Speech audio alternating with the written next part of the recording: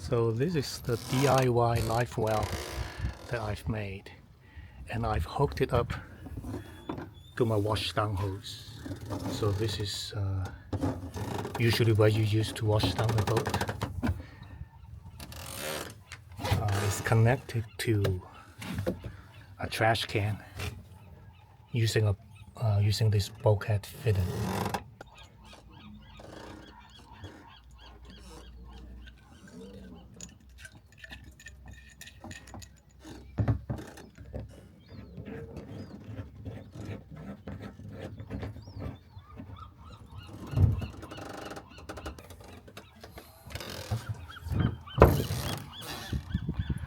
The water comes down from the bottom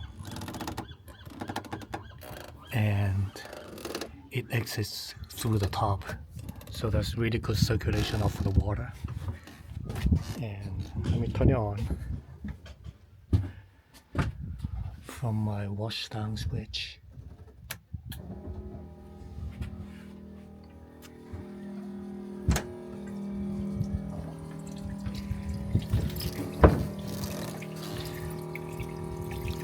You can see the water comes in from the bottom there, and because I put in a 90-degree elbow, the water can basically circulate around. So that's good for fish like anchovy that likes to swim against the current. The water exits from there and goes down to here and exits the boat. So what you really need is you need to have a washdown, and you need to have a deck that's self-bailing so that the water can come out of the boat and not pour inside your deck. And you can see that I just used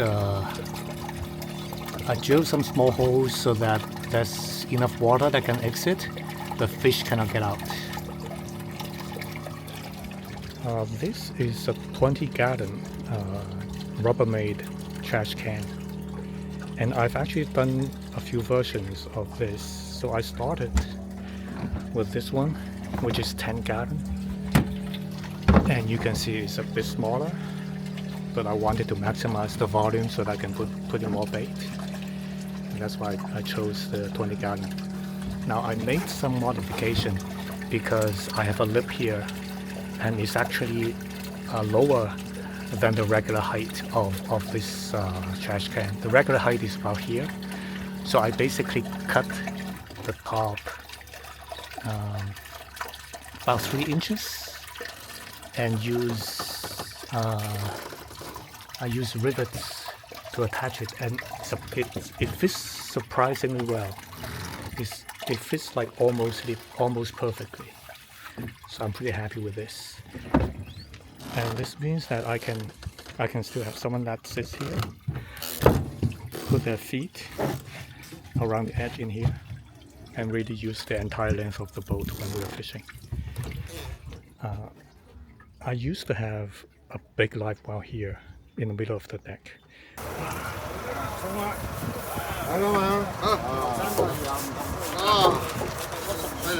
But that really took up a lot of space, and it makes it difficult to walk from the cabin, because you have to walk through like this big live well in order to go to the back. One other thing I tried was to use a cooler. The nice thing about coolers are they're rectangular, so they could take up more. They could hold more water, but it's difficult for fish. Well, it's slightly more difficult for fish to swim inside in a circular fashion, and also the height. For me, the height there's a lot of space left, which I cannot modify easily with coolers like that, but I could, and I did with the trash can.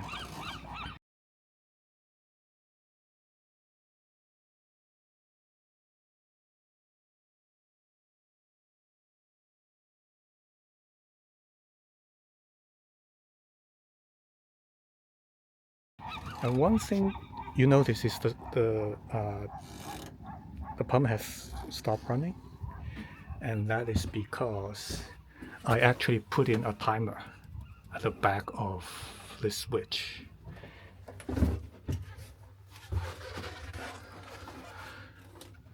So this is the timer that I got from Amazon, and I've programmed it to run for 2 minutes on and 4 minutes off, and now it is off.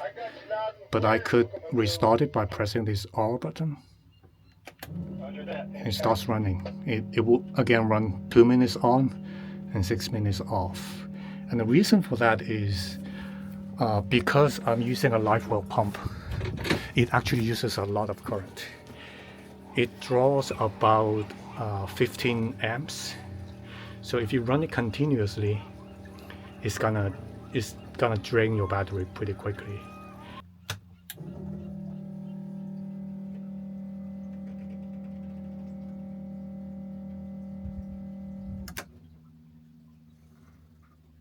And by running on a 2 minutes on, 6 minutes off schedule, I basically extends my runtime 4 times.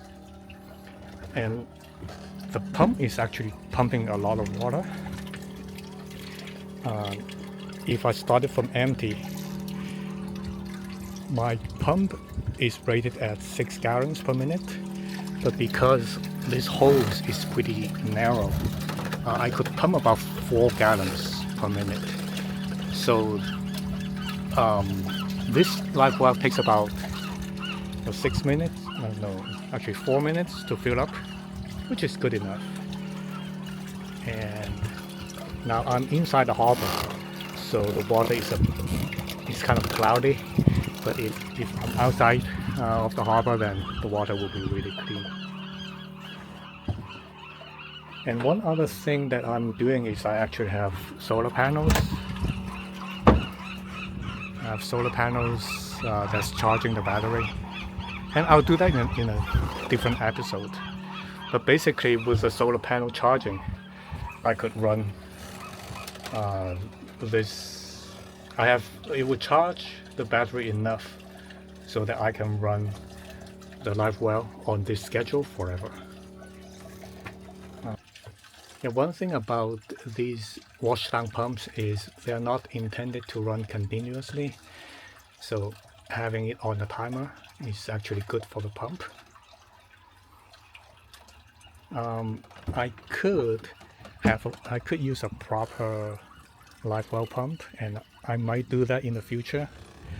But to do that, I basically have to install the pump inside the bilge at a point that is lower than waterline, and I might do that as the next step of the project. And nice thing about Livewell pumps is they use much less current and they are much more quieter, so that means I could run the pump more continuously and without hearing the annoying noise. So I may do that in the future, but for now, that's it. Any questions, just put it on the comments and I'll try to answer you. Thank you guys.